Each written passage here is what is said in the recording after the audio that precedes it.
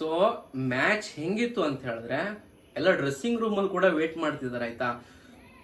5 run ಹೊಡಿಬೇಕು, ನಾವು ಇರೋದು ಒಂದೇ ವಿಕೆಟ್. 5 ರನ್ ಹೊಡೆದ್ರೆ ಆಸ್ಟ್ರೇಲಿಯಾನ ಬ್ಯಾಟಿಂಗ್ಗೆ ಕರ್ಸಬಹುದು. ಸೊ ಆಸ್ಟ್ರೇಲಿಯಾನ ಬ್ಯಾಟಿಂಗ್ ಕರ್ಸಿದ್ರೆ ನಮ್ಗೇನು ಯೂಸ್ ಆಗುತ್ತೆ ಅನ್ನೋದನ್ನ ನಿಮ್ಗೆ ಹೇಳ್ತೀನಿ. ಹಾಯ್ ಹಲೋ ನಮಸ್ಕಾರ, ವೆಲ್ಕಮ್ ಬ್ಯಾಕ್ ಟು ಪುತ್ತು ಚೋನು ಚಾನಲ್. ಎಲ್ಲರೂ ಹೆಂಗಿದ್ರಾ? ಸೂಪರ್ ಆಗಿದ್ರಾ ಅನ್ಕೊಂತೀನಿ. ಇನ್ನೊಂದು ವಿಡಿಯೋಗೆ ಸ್ವಾಗತ. ವಿಡಿಯೋನ ಸ್ಟಾರ್ಟ್ ಮಾಡೋಣ ಅದಕ್ಕಿಂತ ಮುಂಚೆ ನೀವೇನಾದ್ರೂ ನಮ್ಮ ಚಾನಲ್ಗೆ ಹೊಸಬರಾಗಿದ್ರೆ ಹೋಗಿ ಸಬ್ಸ್ಕ್ರೈಬ್ ಮಾಡ್ಕೊಳ್ಳಿ. ಸೊ ಲೈಕ್ ಕೂಡ ಮಾಡಿ, ವಿಡಿಯೋ ಇಷ್ಟ ಆದ್ರೆ ಹಾಗೆ ನಿಮ್ಮ ಫ್ರೆಂಡ್ಸ್ ಜೊತೆ ಶೇರ್ ಮಾಡಿ, ಸಪೋರ್ಟ್ ಮಾಡಿ ಅಂತ ಕೇಳ್ಕೊಂತ, ಏನ್ ಗುರು ಬಾರ್ಡರ್ ಗವಾಸ್ಕರ್ ಟ್ರೋಫಿಲಿ ಒಂದು ಟ್ವಿಸ್ಟೇ ಆಯ್ತಾ ಅಂತ ನನ್ಗೆ ಅನಿಸ್ತಾ ಇದೆ. ಹೇಳ್ತೀನಿ ಏನಂತ ಹೇಳಿದ್ರೆ, ಇವಾಗ ಥರ್ಡ್ ಟೆಸ್ಟ್ ಏನ್ ನಡೀತಾ ಇದೆ, ನಾನು ಆಲ್ರೆಡಿ ಸೆಕೆಂಡ್ ಡೇ ದಿನ ನಡೀತಾ ಇರ್ಬೇಕಾದ್ರೆ ರಿವ್ಯೂ ಮಾಡಿದ್ದೆ. ಸೊ ಈ ಮ್ಯಾಚ್ ಆಲ್ಮೋಸ್ಟ್ ಇಂಡಿಯಾ ಕೈಯಿಂದ ತಪ್ಪೋಯ್ತೇನೋ, ಆಸ್ಟ್ರೇಲಿಯಾದವ್ರು ನಮ್ಮನ್ನ ಡಾಮಿನೇಟ್ ಮಾಡ್ಬಿಟ್ರೇನೋ ಅಂತ ಹೇಳಿದ್ದೆ. ಇವಾಗ ಸಡನ್ ಆಗಿ ಫೋರ್ತ್ ಡೇ ನಮ್ಗೊಂದು ಟ್ವಿಸ್ಟ್ ಬಂದಿದೆ. ಏನಂತ ಹೇಳ್ತೀನಿ, ಇದು ಮೇ ಬಿ ದೊಡ್ಡ ಟ್ವಿಸ್ಟ್ ಆಗದೆ ಇರಬಹುದು, ಬಟ್ ಆದ್ರೂ ಒಂದು ಸ್ಮಾಲ್ ಟ್ವಿಸ್ಟ್. ಅದಕ್ಕಿಂತ ಮುಂಚೆ ಫೋರ್ತ್ ಡೇ ನಲ್ಲಿ ನಾವ್ ಯಾವ್ದು ಪೊಸಿಷನ್ ಅಲ್ಲಿ ಇದೀವಿ ಅಂತ ಹೇಳಿದ್ರೆ, ಮ್ಯಾಚ್ ನ ಸ್ಟೇಟಸ್ ಏನು ಅಂತ ಹೇಳೋದಾದ್ರೆ, ನಿಮ್ಗೆ ಆಸ್ಟ್ರೇಲಿಯಾದವರು ಆಲ್ರೆಡಿ ನಿಮ್ಗೆ ಗೊತ್ತಿರಂಗೆ 440 ಚೇಂಜ್ ಲೀಡ್ ಸ್ಕೋರ್ ಮಾಡಿದ್ದು. ಅದನ್ನ ಆಡಕ್ಕೆ ಡಿಫೆಂಡ್ ಮಾಡಕ್ಕೆ ಬಂದಿದ್ದು ಭಾರತದವರು. ಸೊ ಬ್ಯಾಟಿಂಗ್ ಏನೋ ಸ್ಟಾರ್ಟ್ ಮಾಡಿದ್ರು, ಆಸ್ ಎಕ್ಸ್ಪೆಕ್ಟೆಡ್ ಚೆನ್ನಾಗಿ ಆಡಿಲ್ಲ.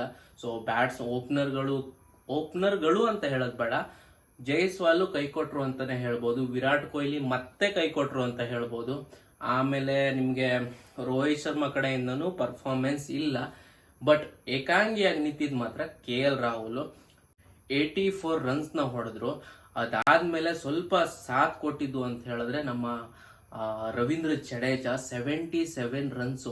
ಇದು ಯಾವ್ದು ಟ್ವಿಸ್ಟ್ ಅಲ್ಲ, ಟ್ವಿಸ್ಟ್ ಇರೋದು ನಿಮ್ಗೆ ಹೇಳ್ತೀನಿ. ಇವಾಗ ಸದ್ಯಕ್ಕೆ ಭಾರತದ ಸ್ಕೋರ್ ಏನು ಅಂತ ಹೇಳಿದ್ರೆ 252 ಆಗಿದೆ. ಅವ್ರ ಹತ್ರ ಇನ್ನ 193 ರನ್ಸ್ ಹಂಗೆ ಉಳ್ಕೊಂಡಿದೆ, ಅಂದ್ರೆ ಆಸ್ಟ್ರೇಲಿಯಾದವ್ರ ಹತ್ರ. ಸೊ ನಾವು 9 ವಿಕೆಟ್ ನ ಕಳ್ಕೊಂಡಿದೀವಿ. ಸೊ ನೀವು ನನ್ಗೆ ಕೇಳ್ಬಹುದು, ಎಲ್ಲಪ್ಪ ಟ್ವಿಸ್ಟ್, ಏನಪ್ಪ ಟ್ವಿಸ್ಟ್ ಅಂತ ಹೇಳಿದ್ರೆ, ಇವಾಗ ನಾವು 9 ವಿಕೆಟ್ ಕಳ್ಕೊಂಡು 252 ರನ್ಸ್ ನ ಸ್ಕೋರ್ ಮಾಡ್ಕೊಂಡು ಇದೀವಿ. ಬಟ್ ಏನೋ ಒಂದು ಸರ್ಪ್ರೈಸಿಂಗ್ ಆಗಿರೋದು, ನಮ್ಗೆ ಒಳ್ಳೇದಾಗಿರೋದು ಏನಂತ ಹೇಳಿದ್ರೆ, ನಾವು ಫಾಲೋ ಅನ್ನ ತಪ್ಸ್ಕೊಂಡಿದೀವಿ ಅಂತ ಹೇಳಿದ್ರೆ, ನಿಮ್ಗೆ ಕ್ಲಾರಿಟಿ ಕೊಡ್ಬೇಕು ಅಂತ ಹೇಳಿದ್ರೆ, ಫಾಲೋ ಆನ್ ಅಂತ ಹೇಳಿದ್ರೆ, ಸಪೋಸ್ ಆಸ್ಟ್ರೇಲಿಯಾದವ್ರ ಹತ್ರ 200 ರನ್ಸ್ ಇದ್ದಿದ್ರೆ, ಅಂದ್ರೆ ಇವಾಗ ಏನ್ 448 ಚೇಂಜ್ ಹೊಡೆದಿದ್ದಾರಲ್ವಾ, ಅದು ಮೈನಸ್ ನಾವು ಹೊಡೆದಿರೋ ಸ್ಕೋರ್ ಮಾಡಿದ್ರೆ 202 ಅಥವಾ 200 ಪ್ಲಸ್ ಇದ್ರೆ ಅವ್ರು ನಮ್ಗೆ ಫಾಲೋ ಆನ್ ಕೊಡ್ಬೋದು. ಫಾಲೋ ಆನ್ ಏನಾದ್ರು ಕೊಟ್ರೆ ನಾವು ಮತ್ತೆ ರಿಪೀಟ್ ಆಗಿ, ಅಂದ್ರೆ ಮತ್ತೆ ಬ್ಯಾಟಿಂಗ್ ಬರ್ಬೇಕಾಗುತ್ತೆ. ಸೊ ಅವ್ರೇನಾದ್ರು ನಮ್ಗೆ ಆಲ್ಔಟ್ ಮಾಡಿದ್ರೆ ಅಷ್ಟ್ರೊಳಗಡೆ, ಇಲ್ಲ ಅಂತ ಹೇಳಿದ್ರೆ ಅದನ್ನ ಏನ್ 200 ಇತ್ತು ಅದನ್ನ ಕ್ರಾಸ್ ಆಗಿ ನಾವು ಸ್ವಲ್ಪ ಲೀಡ್ ಕೊಟ್ರು ಅಂತ ಹೇಳಿದ್ರೆ, ಆಮೇಲೆ ಮತ್ತೆ ಆಸ್ಟ್ರೇಲಿಯಾ ಬ್ಯಾಟಿಂಗ್ ಬರಕ್ ಚಾನ್ಸ್ ಇರುತ್ತೆ. ಸೊ ಸದ್ಯಕ್ಕೆ ಟ್ವಿಸ್ಟ್ ಏನಂತ ಹೇಳಿದ್ರೆ, ಅದನ್ನ ನಾವು ತಪ್ಸ್ಕೊಂಡಿದೀವಿ. ಅದು ಹೆಂಗಾಯ್ತು ಅಂತ ಹೇಳಿದ್ರೆ, ನಾವು 9 ವಿಕೆಟ್ ಕಳ್ಕೊಂಡಿದೀವಿ. We were around 248 runs. ಇನ್ನೊಂದು 5 ರನ್ ಬೇಕು ಫಾಲೋ ಆನ್ ತಪ್ಸ್ಕೊಳಕ್ಕೆ. ಅಲ್ಲಿ ಇದ್ದಿದ್ದು ನಿಮ್ಗೆ ಆಕಾಶ್ ದೀಪ್ ಮತ್ತೆ ಜಸ್ಪ್ರೀತ್ ಬುಮ್ರಾ. ಸೊ ಮ್ಯಾಚ್ ಹೆಂಗಿತ್ತು ಅಂತ ಹೇಳಿದ್ರೆ, ಎಲ್ಲ ಡ್ರೆಸ್ಸಿಂಗ್ ರೂಮ್ ಅಲ್ಲಿ ಕೂಡ ವೇಟ್ ಮಾಡ್ತಿದ್ದಾರೆ ಆಯ್ತಾ.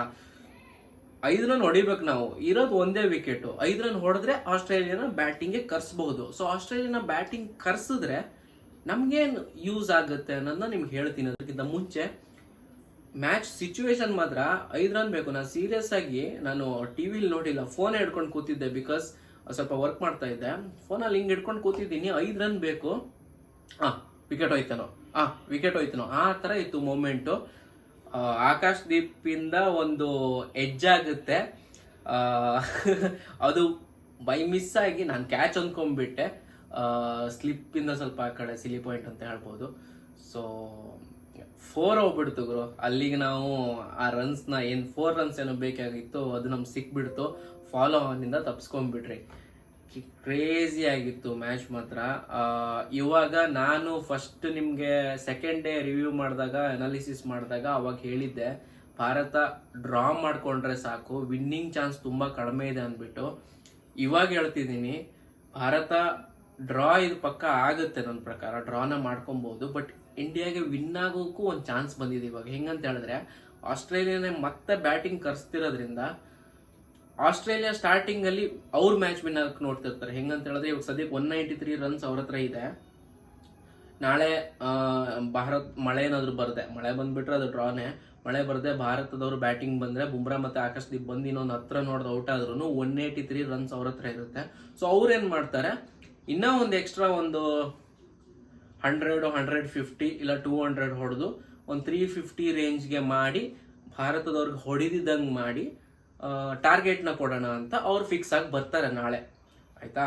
ಸೊ ನಾಳೆ ಅವ್ರು ಹಂಗೆ ಫಿಕ್ಸ್ ಆಗಿ ಬಂದಾಗ ಭಾರತದವ್ರು ಏನಾದರೂ ಗೇಮ್ನ ಚೇಂಜ್ ಮಾಡಿದ್ರೆ, ಅಂದರೆ ಸ್ಟ್ರಾಟಜಿ ಚೇಂಜ್ ಮಾಡಿಕೊಂಡು ರೋಹಿತ್ ಶರ್ಮಾನೇ ಓಪನಿಂಗ್ ತಂದು ಒನ್ ಡೇ ಕ್ರಿಕೆಟ್ ಹೆಂಗೆ ನಡೀತೆ ಹಂಗೆ ಆಡಿದ್ರೆ ಒಂದು 50-60 ಓವರ್ಸ್ ಮ್ಯಾಚ್ನ ಭಾರತ ವಿನ್ ಆಗ್ಬೋದು. ಸೊ ಮ್ಯಾಚ್ ಮಾತ್ರ ಚೆನ್ನಾಗಿರುತ್ತೆ ನಾಳೆ ನೋಡೋಕೆ ಮಾತ್ರ. ಸೊ ಯಾವುದ್ರಲ್ಲೂ ಎಂಟರ್ಟೈನ್ಮೆಂಟ್ ಆಗಿರಲಿ, ನಮಗೆ ನೋಡೋಕೆ ಖುಷಿ ಆಗಿರಲಿ ಕಮ್ಮಿ ಆಗಲ್ಲ. ಸೊ ಡೆಫಿನೆಟಾಗಿ ಚೆನ್ನಾಗಿರುತ್ತೆ ಮ್ಯಾಚ್ ಮಾತ್ರ ನೋಡಿ. ಸಪೋಸ್ ಆಸ್ಟ್ರೇಲಿಯಾದವ್ರು ಬೇಗ ವಿಕೆಟ್ ಕಳ್ಕೊಂಡು ಒಂದು 105 ಒಳಗಡೆ ಆಲ್ಔಟ್ ಆದ್ರೂ ಭಾರತಕ್ಕೆ ವಿನ್ ಆಗೋ ಚಾನ್ಸ್ ಇದೆ. ಅವ್ರು ಏನು ಮಾಡ್ತಾರೆ ನನ್ನ ಪ್ರಕಾರ, ಆಸ್ಟ್ರೇಲಿಯಾದವರು ವಿಕೆಟ್ ಏನಾದರೂ ಹೋಯ್ತು ಅಂತ ಹೇಳಿದ್ರೆ ಅವರು ಡ್ರಾಗೋಸ್ಕರನೇ ಆಡ್ತಾರೆ, ಅವ್ರು ರಿಸ್ಕ್ ತೊಗೊಳಕ್ಕೆ ಹೋಗಲ್ಲ. ಸೊ ನೋಡೋಣ ನಾಳೆ ಏನಾಗುತ್ತೆ ಅಂತ ಮ್ಯಾಚು. ಸೊ ಇದಿಷ್ಟು ಕ್ರೂಷಿಯಲ್ ಆಗಿತ್ತು, ಅದಕ್ಕೋಸ್ಕರ ಪಟ್ಟಂತ ಒಂದು ವಿಡಿಯೋ ಮಾಡಿದೆ. ಸೊ ಹೋಪ್ ನಿಮ್ಮೆಲ್ರಿಗೂ ಇದು ಇಷ್ಟ ಆಗಿರುತ್ತೆ. ನೋಡೋಣ, ಭಾರತಕ್ಕೆ ಜೈ ಅಂತ ಹೇಳೋಣ, ನಾಳೆ ವಿನ್ ಆಗಲಿ. ಸೊ ಏನಾಗುತ್ತೆ ಅಂತ ನಾಳೆ ಮ್ಯಾಚ್ ಮುಗಿದ್ಮೇಲೆ ಇನ್ನೊಂದು ವಿಡಿಯೋ ಜೊತೆ ಬರ್ತೀನಿ. ಸೊ ಸಿಗೋಣ ಹಂಗಾದ್ರೆ ಮುಂದಿನ ವಿಡಿಯೋ ತನಕ. ಸೊ ಈ ಹೋಪ್ ನಿಮ್ಮೆಲ್ರಿಗೂ ಈ ವಿಡಿಯೋ ಇಷ್ಟ ಆಗಿರುತ್ತೆ ಅನ್ಕೊತೀನಿ. ಇಷ್ಟ ಆದರೆ ಒಂದು ಲೈಕ್ ಕೊಡಿ, ಸಬ್ಸ್ಕ್ರೈಬ್ ಮಾಡಿ ಇಟ್ಕೊಳ್ಳಿ, ಶೇರ್ ಮಾಡಿ ಅಂತ ಹೇಳ್ತಾ ಸಿಗೋಣ ಮುಂದಿನ ವಿಡಿಯೋದಲ್ಲಿ. ಅಲ್ಲಿ ತನಕ ಬಾಯ್.